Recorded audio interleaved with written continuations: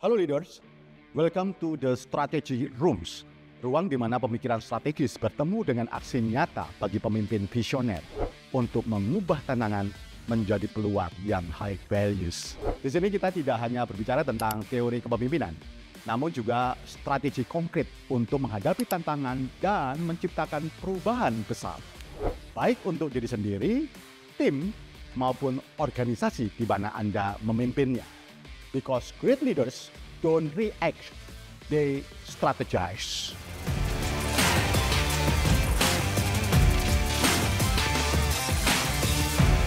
Leader, gimana kalau ada seorang pemimpin di sebuah perusahaan yang setiap hari datang ke kantornya dengan kepala penuh pertanyaan? Kemarin strategi bisnis yang dijalankan masih relevan, tapi hari ini ada teknologi baru yang mengubah segalanya.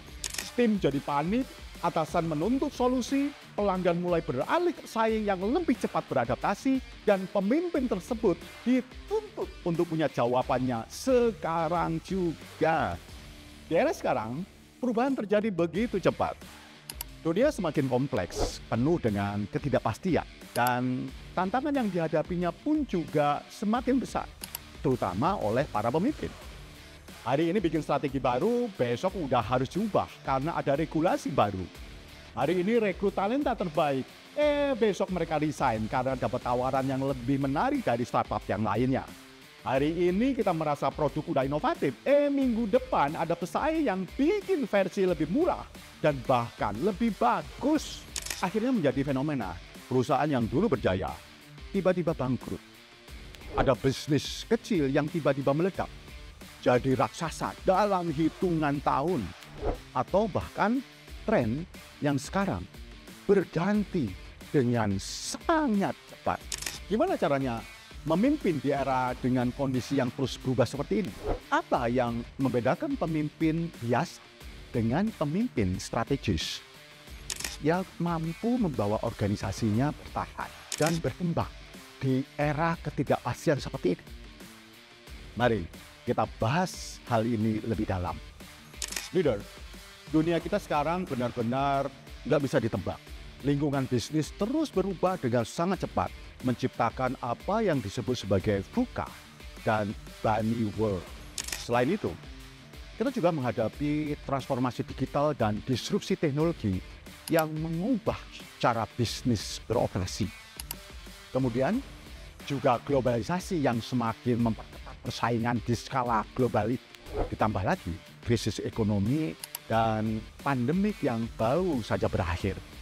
Konflik geopolitik seperti relasi antara United States, Amerika dengan China, serta daya beli yang melemah semakin memperburuk ketidakstabilan bisnis saat ini.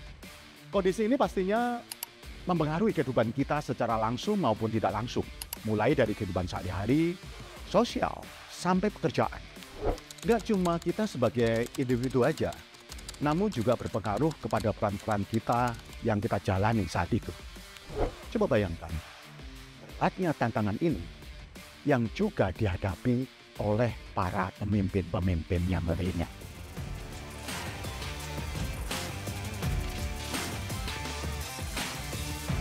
Burberry, yang merupakan luxury fashion company asal Inggris, dia pernah mengalami krisis yang besar.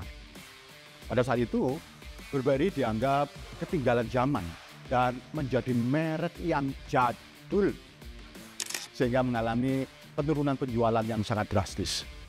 Hal ini menyebabkan pemimpin di sana merasakan tekanan dari berbagai sisi, termasuk investor yang menginginkan pertumbuhan tetap terjadi. Internal perusahaan mengalami banyak perpecahan akibat kurangnya kepemimpinan yang jelas dan tren yang berubah karena perkembangan zaman, seperti berkembangnya fast fashion. Pergeseran besar dari era tradisional ke digital dengan munculnya sosial media. Media sosial mulai berkembang pesat seperti munculnya Facebook, Twitter, dan tentunya YouTube. Awal dari ekspansi besar e-commerce, walaupun sebetulnya masih banyak yang lebih nyaman berbelanja di toko fisik. dan munculnya smartphone dengan tren browsing di ponselnya. Angela Atrendich, CEO Burberry pada saat itu melihat peluang ini dan menjadikan Burberry sebagai salah satu luxury brand pertama yang serius berinvestasi dalam digital marketing dengan membuat platform online premium untuk Burberry dalam mengembangkan pengalaman belanja digital yang tetap eksklusif. Atrendich mengalokasikan lebih dari 60% anggaran pemasaran Burberry ke digital, termasuk kampanye media sosial, pengguna video interaktif, dan pengalaman belanja online yang seamless. Brand luxury lain masih mengandalkan billboard, fashion show eksklusif, dan majalah cetak. Tapi Atrendich punya insting yang tajam, dan dia tahu bahwa digital marketing punya potensi yang lebih besar. Dan kalau Burberry mau tetap kompetitif di era digital, mereka harus jadi yang pertama dalam industri luxury fashion. Lalu apa hasilnya? Burberry nggak cuma bertahan, namun berhasil jadi pionir dalam pemasaran digital di dunia fashion. Dengan peningkatan engagement konsumen muda, sehingga dapat meningkatkan penjualannya lebih dari 70% dalam kurun 5 tahun. Angela Atrendich bisa dibilang sebagai contoh nyata strategic leader yang sukses. Kenapa begitu? Karena dia nggak cuma menjalankan tugasnya sebagai CEO, namun benar-benar punya visi jangka panjang yang jelas.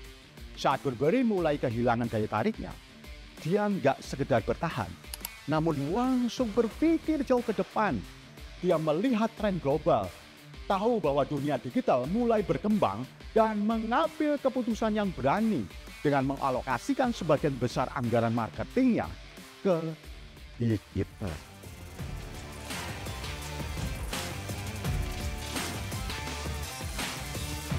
Leader. Dari sini kita bisa simpulkan beberapa ciri utama dari strategic leader. Yang pertama, dia selalu berpikir jangka panjang. Seorang strategic leader harus tahu dulu visi besar yang ingin dicapai. Nggak cuma fokus pada tujuan jangka pendek, namun harus paham peran dan strategis dalam perusahaan dan gimana caranya menyelaraskan tugas yang ada dengan visi besar itu. Dia juga butuh mindset visioner dan kemampuan analisis yang kuat supaya keputusan yang dia ambil benar-benar relevan dengan arah perusahaan ke depan. Yang kedua, fokus menciptakan nilai tinggi atau high values bagi perusahaannya. Strategic leader nggak cuma buang waktu di hal-hal yang nggak berdampak besar. Seorang strategic leader dapat memulainya dengan memetakan bobot tugas ke dalam high value dan low values. Kemudian dia berfokus kepada bobot yang selaras atau align dengan visi perusahaan dan memiliki high values. Yang ketiga, seorang strategic leaders take initiatives and go extra miles. Salah satu yang membedakan strategic leaders dengan pemimpin biasa adalah keberaniannya untuk mengambil inisiatif. Mereka nggak cuma tunggu tugas dari atasannya, namun juga aktif mencari peluang baru. Bahkan, kalau perlu, mereka siap untuk melangkah keluar dari job desk-nya. Kalau memang itu bisa memberikan dampak yang lebih besar bagi tim dan perusahaan. Jadi, ternyata mereka selalu melihat ada gap antara pekerjaan mereka dengan visi besar. Lalu mereka mencari inisiatif untuk mengisi gap itu. Sekarang pertanyaannya, apakah Anda siap menjadi strategic leader yang bisa menghadapi perubahan zaman dan membawa dampak besar? Maka drop pendapat Anda di komentar video ini. Dan jangan lupa share supaya makin banyak para leader yang juga belajar bareng-bareng dengan Anda. Sampai jumpa pada episode berikutnya.